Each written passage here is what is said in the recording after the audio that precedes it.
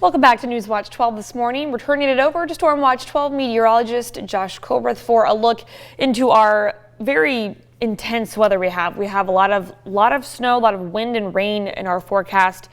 Yeah, I know yesterday was kind of not the biggest impacts we saw, but today is going to be that start where we're going to be seeing lots of wind, rain, and snow.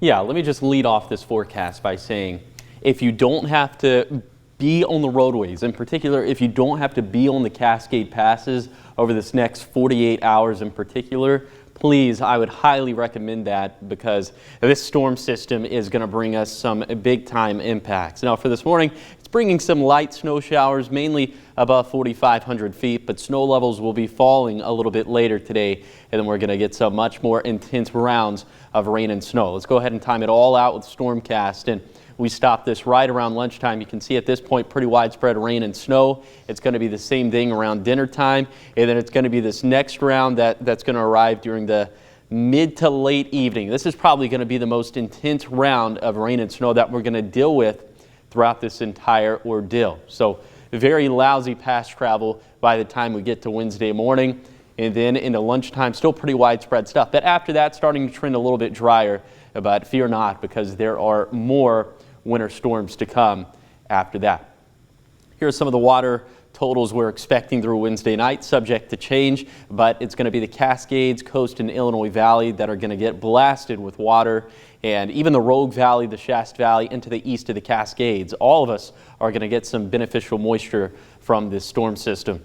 Snow levels are going to bounce around from Tuesday morning to Wednesday morning. They are around 4,500 feet for right now, dropping down to 2,500 feet a little bit later today, but then raising up to around 3,500 feet overnight, but then all the way down to 1,500 feet by Wednesday afternoon. And that's when we're expecting places like Medford and Phoenix and Jacksonville to see that transition over to snow.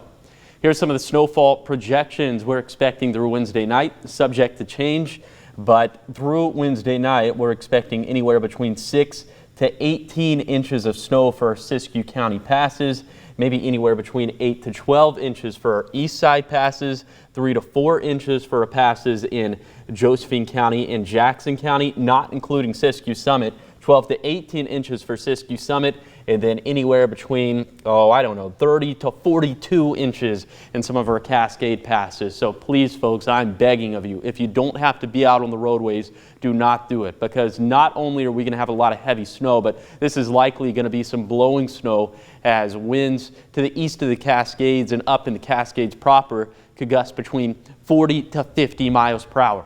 So for today, we'll have winds gusting out of the west and southwest. They're going to be very blustery, like I just said. Pretty widespread rain and snow, especially for tonight.